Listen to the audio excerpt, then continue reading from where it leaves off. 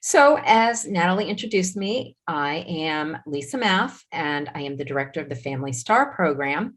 And that program works with families that have loved ones from birth to age 26 with any type of special healthcare needs. And I'll tell you a little bit more about our agency at the beginning, but more so at the end of this presentation.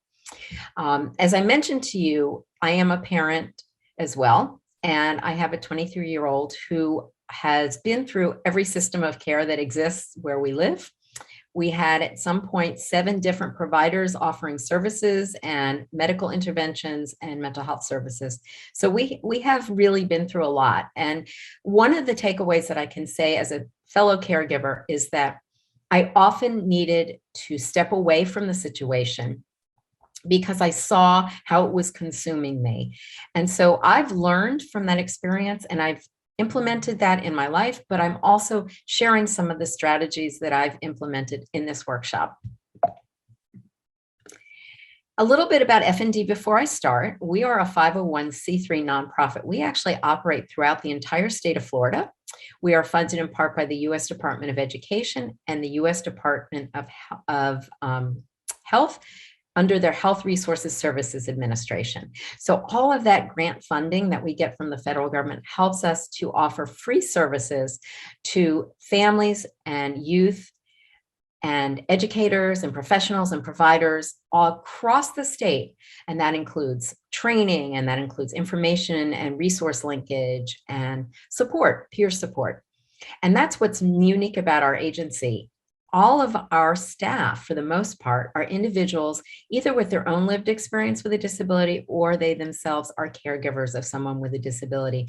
So we have that throughout our organization, that peer and that lived experience that really helps to bring that empathy and compassion to the work that we do.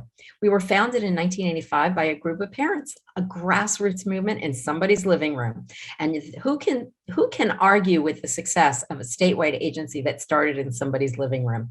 So 36 years later, we are providing all of those resources and supports with the compassion and passion that we have as individuals with our own challenges.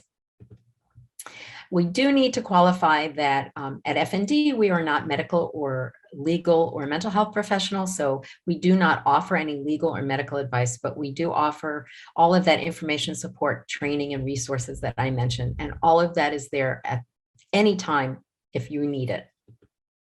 So let's get started with our presentation today and what we're going to talk about. So we're going to share easy to follow wellness strategies, which I've mentioned I'm hoping you'll implement after you leave tonight. We're going to practice mindfulness. I know that sounds a little scary, but I promise you it isn't. We're going to review some resources, and we're going to learn how F&D works to support families like yourselves who are caregivers. So let's start on you. First and foremost, first slide, take care of yourself first. And I think it's important to realize this is truly the foundation of being healthy and well. So many people say, well, it's so hard for me to take care of myself first or to put myself first. And I say right there, the greatest gift that you can give your loved ones, whether they have a disability or not, is good health for you. Because if you are at your best and your capacity is at its most, you are giving them the best of yourself. You are telling them, I love you and I want to be here to support and help you. But if you don't put yourself first, how can you expect anyone else to put you as number one either? How can you support yourself, not support yourself, and then turn around and expect others to support your journey as well? So I always like to go back to the oxygen mask on an airplane.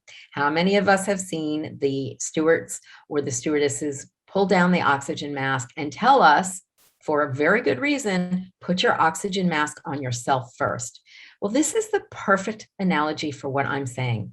The reason you need to do that is because if you are busy fumbling to get the oxygen mask on somebody you're traveling with, you're consuming too much oxygen while you're doing that, and you're going to become lightheaded and possibly pass out before you complete putting the oxygen mask on the others, which means you're at no point going to be any good for those people any longer because you're now passed out. Same thing goes with caregiving. If we don't put that oxygen mask on ourselves first and take deep, long breaths, and really, really focus on ourselves, we're not going to be able to be at 100% capacity for those that we love. So let's always stop and say to ourselves, I'm entitled to feel well.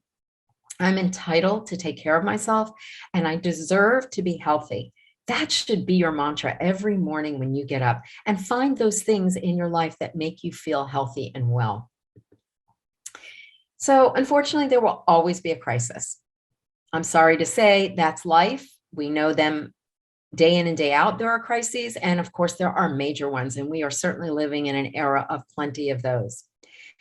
So we need to understand that since we know they're always going to have some kind of background noise of crises, we have to figure out, how do we get through this?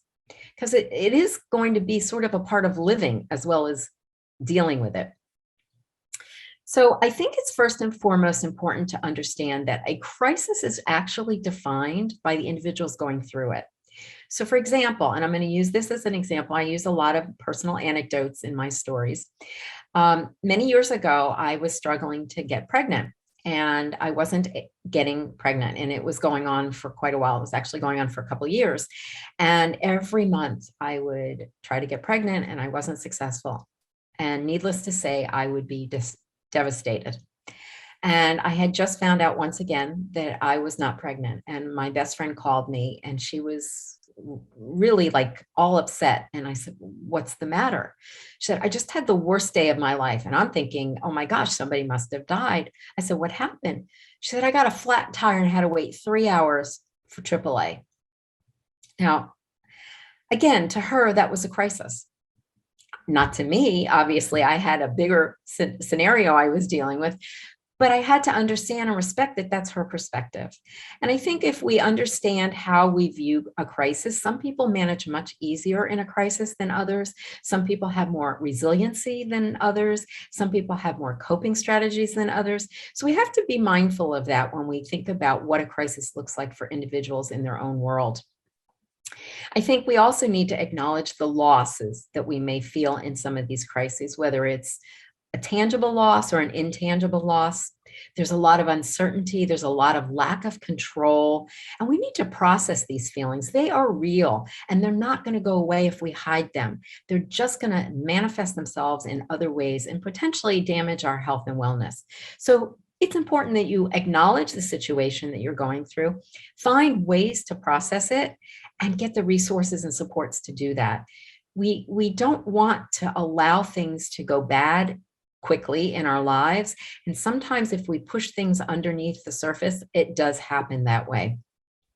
We also want to remember that by processing the situation, the crisis, whatever it might be, that allows for connections to be made in whether it be with other people or resources. And it also allows us to really recover, if you will, and allow for hope and renewal to happen from it. So this is my favorite slide because I am a really bad to-do list person. And I say that in a good way, meaning that I have a to-do list for everything I have to do. So I have a to-do list for work. I have a to-do list for at home. I have a weekly to-do list. I have a monthly to-do list. I have a weekend to-do list. I do lists, and I love lists because for me, this is a tangible, concrete feedback loop. What do I mean by that? Well, by creating a to-do list, whether it's your personal life or your professional life, we signal our brains that we have something to do and complete. That feedback allows for us to complete a task and get that immediate gratification that is so necessary for our health and wellness. So literally by doing a simple to-do list, and then going through that list and physically crossing off what you've completed, you are signaling your brain that you have done something, and you will be self-rewarded with feel-good chemicals. I know that sounds a little scientific, but it's a reality that feedback that you are actually giving to yourself and to your brain allows for the release of the feel-good chemicals in your brain to say, hey, I've got satisfaction here. I did something. I completed something. I feel good about that. We also want our list to be realistic and achievable. We don't want to put down 10,000 things on a to-do list for one day and then realize we're not getting through it, because we'll have the opposite feedback loop where we'll feel frustrated and inadequate and feel like we're not getting things done. So be realistic with your to-do list. I like to use the analogy of when you go to the grocery store. Think about it. If you go with a grocery list, generally you go in, you get the tasks done that you need to get done, you get the products that you need to get, you manage to do it in a timely fashion, you're not wasting a lot of time, and you're not wasting a lot of money buying unnecessary products. We'll reverse that script. Think about if you didn't go with a grocery list to the store. You're going to run around in circles. You may waste a lot of time going up and down the aisles because you forgot to get something. You may end up spending more money on things you didn't need, or forgetting things you needed and going home and realizing it too late that you needed to get something else. So there's a lot of energy expelled when we're not using lists. Think about that in terms of your day-to-day life. If you're not using a list, are you remembering everything you need to get accomplished? Are you doing everything that you need to get done? Are you forgetting things that you meant to do? And are you wasting a lot of time if you don't have that list? Are you trying to remember these things that you needed to get done? So think about it in concrete terms, that a small, simple to-do list on a daily basis, a weekly basis, whatever works for you, can help support your mental health needs and give you the feedback and satisfaction you really are craving and you don't realize. I also want to make this suggestion. There are tremendous to-do list templates on the internet. So if you go in and search to-do lists and go to the images, there's a whole host of really cool templates that you can use that'll be appropriate for your needs. So you can do the ones for the day or the week or the month, whatever works for you. And I encourage you to download a bunch of them. Obviously, you want to have them. And maybe use them as coloring options to relax. There are some that have some coloring options included on them where you can decorate them. That's a great relaxation tool. And again, accomplishing two things at one time. You're going to get your to-do list done, but you're also relaxing while you're doing it. The other thing is, you always want to make sure on your to-do list that you include fun activities and exercise. Fun activities, because again, those feel-good endorphins are going to kick in because you're having fun while you're doing your other things. And the exercise, oh, we know the health benefits of exercise, and I'll talk about that in just a minute. Here's another one: maintain routines. Well, why do I need to maintain a routine if I don't have a day-to-day routine with my life? Well, especially in times of crisis, maintaining a routine actually makes our brains feel grounded and stable. So if we have the comfort of a routine that we know is familiar, it will help bring our anxiety levels down. This is really, really important, especially if we're in the middle of a hurricane or a flood zone situation where there's flooding in the community and you are really anxious and stressed and you have family members under the same circumstances. Make sure you keep your routines as close to normal as possible. You may not be able to if you lose electricity, but again, put in as many things as you can that you can normally feel familiar to you from a day-to-day basis. Again, that familiarity, it helps your brain process. It doesn't require a lot of energy for your brain to work on a new routine, so you have more energy to focus on the things you need to get done in times of crisis. It's not wise to start new routines when you're going through a difficult period or a crisis, because it takes a lot of brain power to learn a new routine or to learn a new task. So we don't want to expend all that energy learning something new when we're already needing to expend a lot of energy for that crisis period. So keep that in mind when you're in more stressful times or more critical times. You don't want to start throwing new routines into the mix, especially for kids and young adults. So humor. So those that know me know I am a goofball. I love to interject humor wherever I can. I think humor is the best way to break barriers, to break tension, to bring anxiety down. And I think it truly is proven that it is a form of medicine.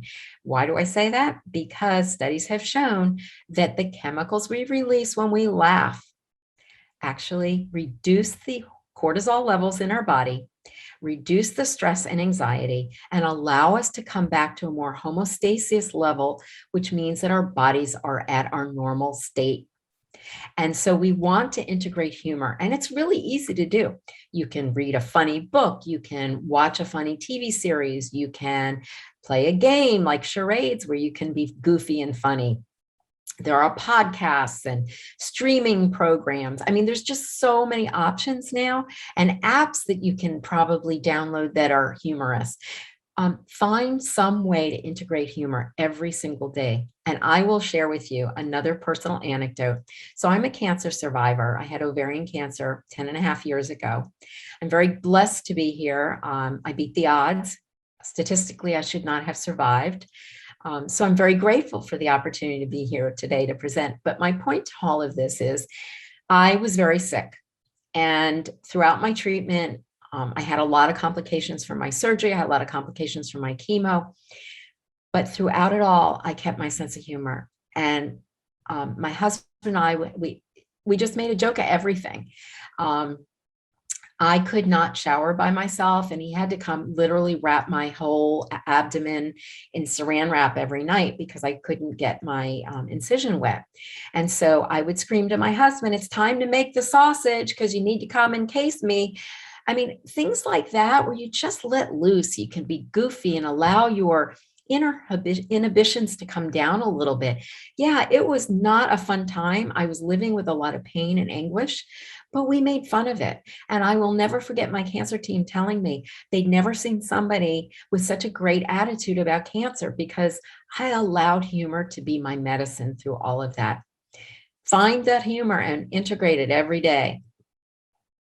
So we know how exercise is. Most of us would probably, if I was in person, I'd ask how many of us exercise regularly. And I can guarantee you probably less than half would raise our hands. Well, the fact of the matter is you don't have to do physical hard exercise every day, but you do need to keep moving for many, many reasons. We want to ward off arthritis. We want to ward off illness, but that movement helps with mental health as well. So I've often talked about the brain in this workshop, and I'm going to bring it up again. Physical exercise, again, releases the endorphins in our brain that make us feel good. You've heard the runner's high. Well, runners, when they run multiple miles, have so much of that release of endorphins that they feel high. They actually feel like they've been taking something that makes them feel high because they're flooding their brain with the endorphins. Well, the same thing can happen to all of us if we integrate movement and exercise and sometimes dance. I love to dance. So I do jazzercise regularly. Jazzercise is a great way to integrate movement and exercise with music and dance. And I love it. So I don't even realize I'm exercising.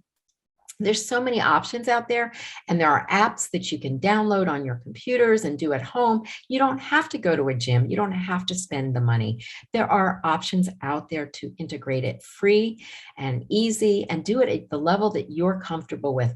The other way is integrate movement into your day.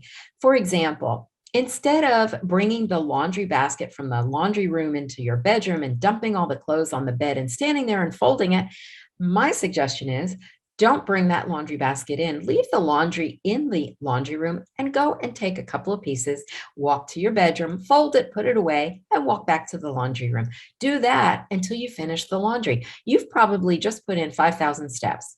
Or if you have stairs in your house, you have a built-in gym. Go up and down your stairs for 10 minutes every day. That's movement. That's cardio workout.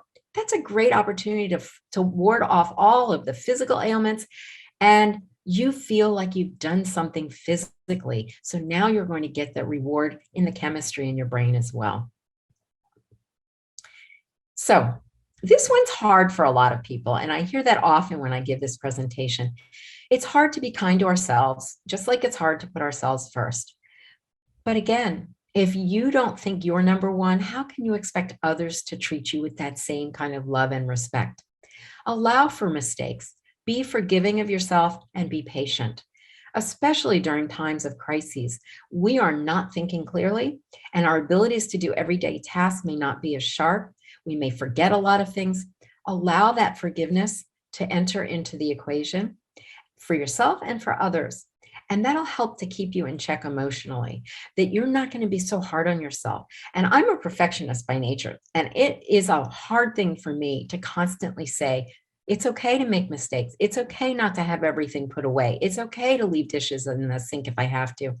But I've come to realize that some days I just don't want to be perfect. And it's okay. I forgive myself. So the same thing should be said for the way you operate. Look for opportunities to be kind to yourself, do what feels good to make you feel healthy, and don't apologize for it. So I like to say that a crisis is an opportunity for growth.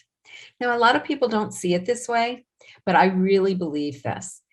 We have so many opportunities in the middle of a crisis to create new rituals, make new connections, and find opportunities for growth. And I'm going to use the COVID experience as a great example of what I mean.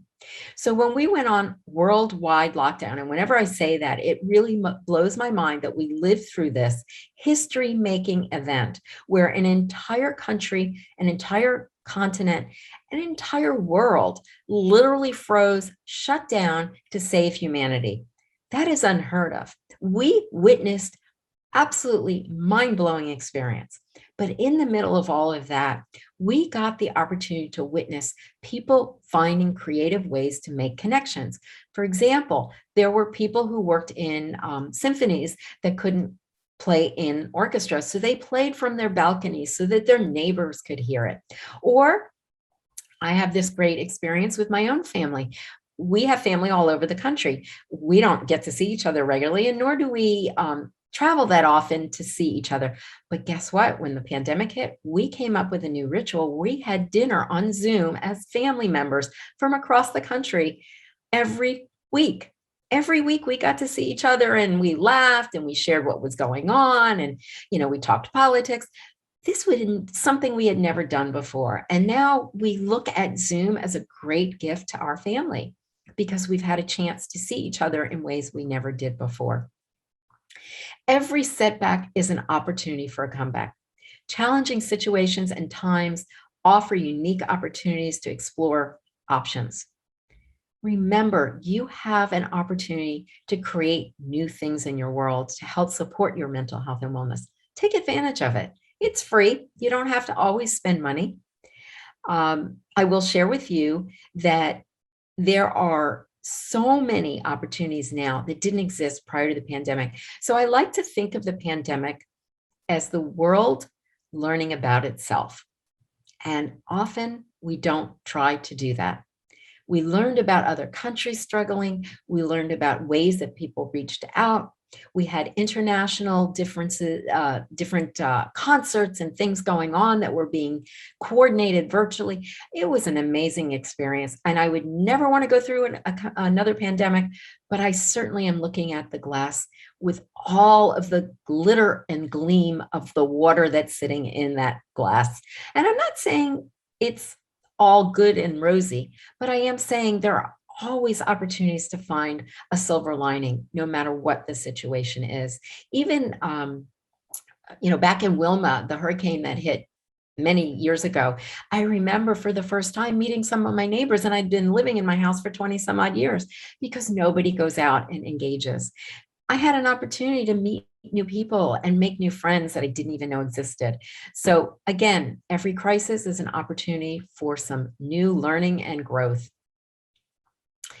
It's always important to seek balance. And this is a really tough one for most of us because we always focus on certain parts of our lives. So either some of us focus on our careers, or some of us focus on our parent caregiving needs, or some of us will focus on our spouse. We may even focus on ourselves, but we're not always balancing that. And so I want to try to kind of bring that concept to focus here. Learn how to balance your life. That means work is not your life. That means that your children are not your life. I don't mean that in a derogatory way. I mean that they are all parts of your life and who you are. And I want you to integrate all of the parts of your beautiful world together. Don't try to control everything. It's not possible. We want to integrate our home life, our family life, our careers, our employment, our physical lives, our emotional lives.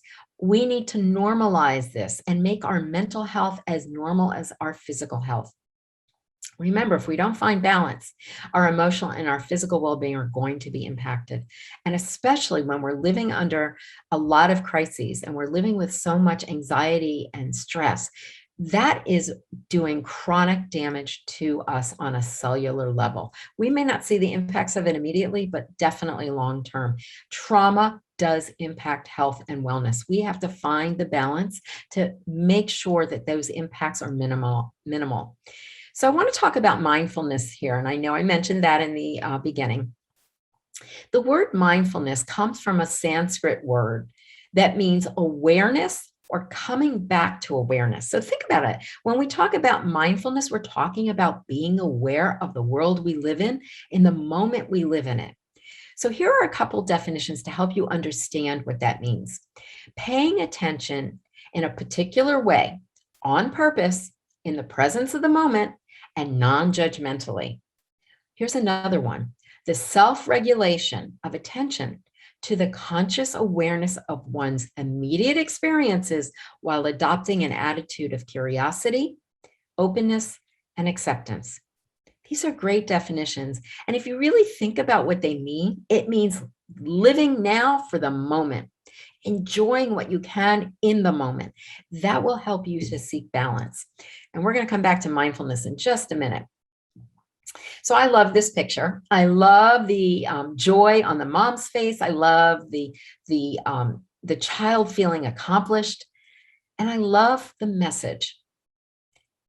Here's my message to you. Why don't we as adults celebrate the small victories like we do with our children?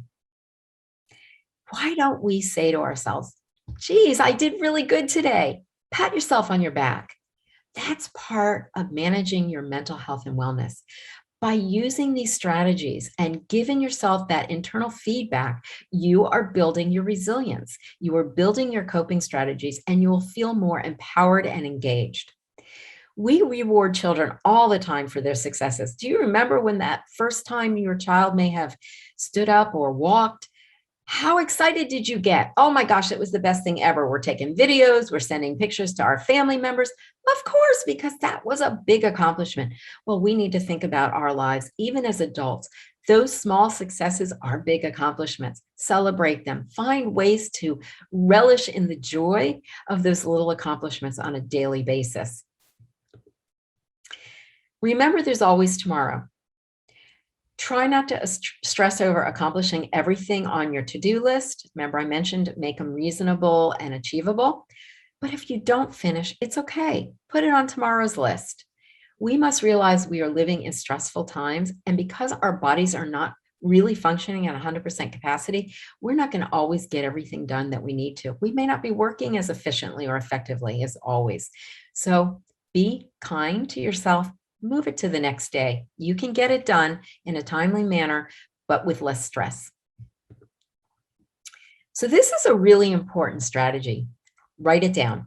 What do I mean? I want you to start keeping track of your emotions and your responses during challenging times. This is so important because by recognizing our pre-crisis responses. In other words, are things starting to change with us emotionally and physically? Are we seeing changes in our health and our wellness? Those pre-crisis information that you're putting in a journal is going to help you realize when you need to stop and redirect your energy and get help. So when I say a journal, it doesn't have to be a formal journal. You can have something by your bedside, a notepad or anything. Or if you like to journal, that's great too. But keep track of your emotions. If you're becoming less tolerant, if you're finding that you're not feeling good, or if you're having symptomology that's saying maybe your body's not right, make notes and follow those notes for a couple of weeks. If you start to see patterns that are developing, then it's time to reach out for support. It's okay to not be okay. I'm going to say that again. It's okay to not be okay. We need to recognize that and reach out when we need those supports. So we talked about writing it down. It's important to seek help if you notice those patterns that I mentioned. And why is it important? Because remember, number one slide, you are the number one person in the lives of so many people that you are supporting. You need to be your best. So if you keep focusing on making sure you are your best, then you are going to act quickly and you're going to get the support you need before you go into crisis. So I'm going to share with you a few apps. So apps that are on your phone or on your laptop that you can download, and every one of these is free, which is awesome. We don't need any additional expenses. So I'll go through each of them and I encourage you to check them out. The first one is Smiling Mind. It's actually a meditation app developed by educators and psychologists. The second one, Happify, is mindfulness activities. Third is Calm. I think you can guess that's for meditation. Mind Shift is strategies to work on anxiety and your thought processes, and it's based on cognitive behavioral therapy. Breathe to Relax are breathing exercises to help with anxiety and stress. What's Up Mental Health, it uses cognitive behavioral therapy as well as other methods to work through anxiety, stress, and depression. Self-help anxiety management are tools to manage anxiety.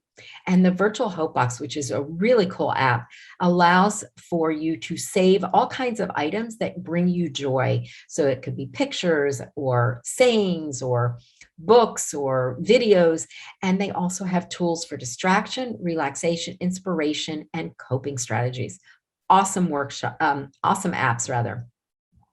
So I'm going to take about 3 minutes. I know this is going to probably make a few of you uncomfortable, but I want to practice mindfulness with all of you so that you can be less intimidated by the concept of literally just going on an app and picking something that you can sit and listen to for a few minutes. So give me the next couple of minutes of your time. I'm going to ask that you maybe close your eyes, relax your body, get your feet on the floor so you're grounded and you're feeling the feet, the connection from your feet to the floor.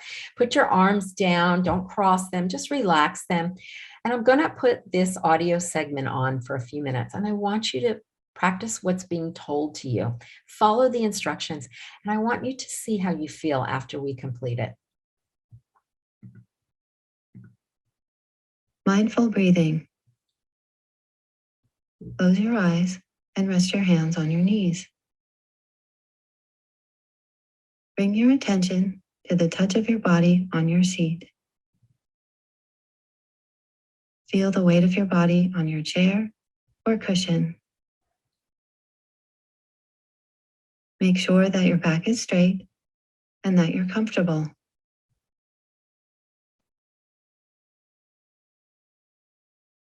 Take a few deep breaths.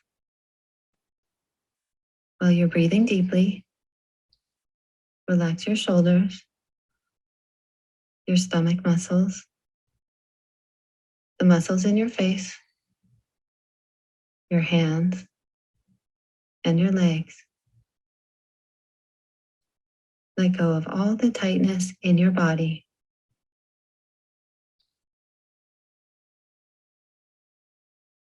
Now bring your attention back to your breath. Notice what it feels like as it enters through your nose, goes down through your throat, filling your lungs, and back out through your nose. Notice your stomach and chest rise and fall each time you breathe in and each time you breathe out. And just allow your breathing to be natural and relaxed.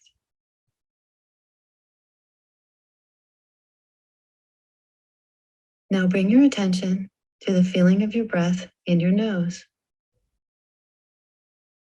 Feel your breath as it comes in and goes out. Just focus on this sensation, paying attention to each time you breathe in and each time you breathe out. As you inhale, maybe your breath feels cool. And as you exhale, maybe it feels a little warmer.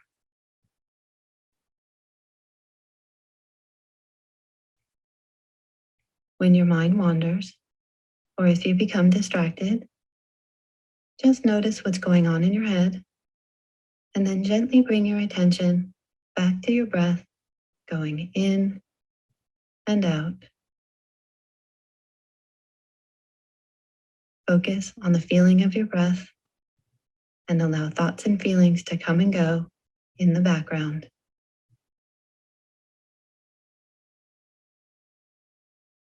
Now gently bring your attention back to the touch of your body on your seat and open your eyes.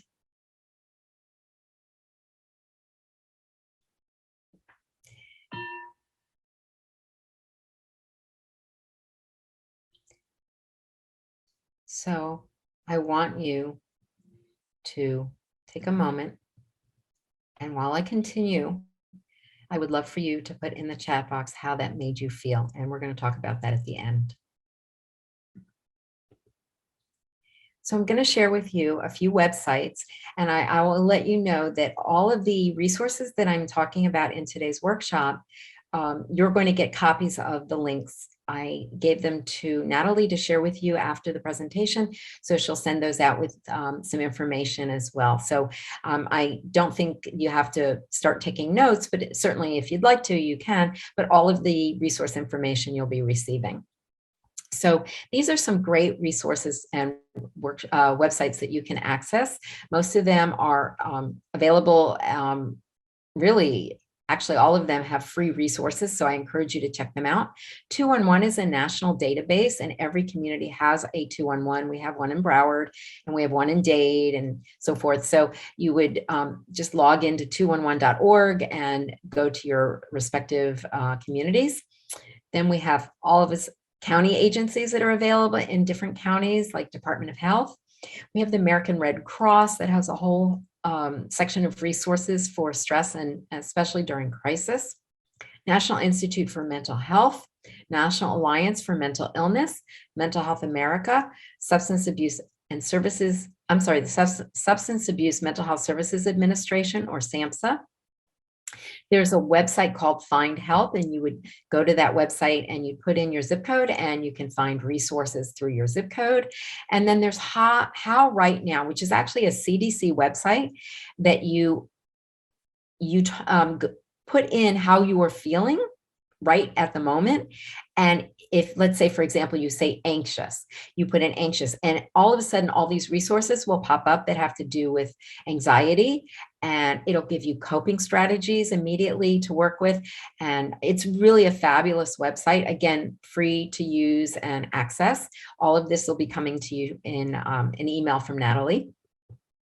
Here are some important hotlines. So the Disaster Distress Hotline through SAMHSA, Substance Abuse Mental Health Services Administration, is available during disaster periods, obviously 24/7, 365 days a year if you need support and mental health resources, or you feel that you're on the verge of a crisis, you can call and they'll support you. There's the National Suicide Prevention Hotline with the 800 number there. I have some really exciting news about that. Coming in July of 2022, they are changing that 800 number to a 3-digit number. It will become 988. So just like 911 is for emergencies, 988 will be the emergency hotline for suicide prevention. There's also a crisis line, text line, if you're feeling that you need support immediately. You can text hello to 741-741, and you will immediately connect with a professional or a therapist through this crisis text line that will work with you to bring down the situation that you may be feeling. Of course, we have state and county agencies that have phone lines during crisis periods, as well as our insurance companies now have much more awareness of mental health. And so many of them have mental health resources and hotlines, especially during COVID. So I encourage you to look into those. So before I finish with our FND information, I want to just share this with you. And I'm going to read it to you, and I'm going to read it twice because I want to make sure this is imprinting in our minds. If you don't make time for your wellness, you will be forced to make time for your illness. Again, if you don't make time for your wellness, you will be forced to make time for your illness. I don't know how many times you need to hear that. make that card and put it somewhere in your life so you see it on a regular basis. So you keep putting yourself as number one first. Put the oxygen mask on yourself first so you can be the best parent, caregiver, love, whatever title you hold, so that you can be the best at what you need to be the best at. With that, I'll share a little bit about our agency again. Family Network on Disabilities, as I mentioned, is throughout the state. So we have 3 divisions that work with the grant from the U.S. Department of Education. They are called Parent Training Information Centers. The first one is POP, Parents offering parents information and network in the northern part of the state, as you can see on the state graphic there. We have PSN, Parent Support Network, on the southwest part of the state, and PEN, Parent Education Network, on the southeast part. Those 3 divisions work with all of the school districts throughout the state of Florida. They are part of the federal mandate called the IDEA law, Individuals with Disabilities Education Act. So that means every state is mandated through that IDEA law to have Parent Training Information Center. And we have 3, and all 3 are housed under the umbrella of FND. So I'm really excited to share that with you. If you have family members in the school system that have any type of special needs, we can work to support those family members and helping with the IEP process and the 504 and the resources you may need to advocate. Then there's the Family S.T.A.R program, which I am the director of. So that is a statewide program as opposed to a section of the state. And under that grant through the Department of Health, I work with the families and the professionals to support anyone with a loved one birth to age 26 with any type of complex medical condition, special healthcare need, developmental disability, or mental health challenge. And again, that support is information, resource linkage, training, and just being there to help navigate the system. This is our website, and I'll put this in the chat box as well, fndusa.org. We have thousands of downloadable, printable materials on everything you need to know about navigating the systems of care and advocating for your loved one's needs. I encourage you to check it out. We have social stories on there. We have a sound bank to help desensitize with noise. We have an FND University, which is a non-accredited e-learning system program, and that is on our website as well. And finally, this is how you can reach our office if you believe we can support your family. 800-825-5736. I will also put that in the chat box, and you give us a call, you'll tell us your needs, and we will connect you with the right staff person in our agency to make sure your needs are supported.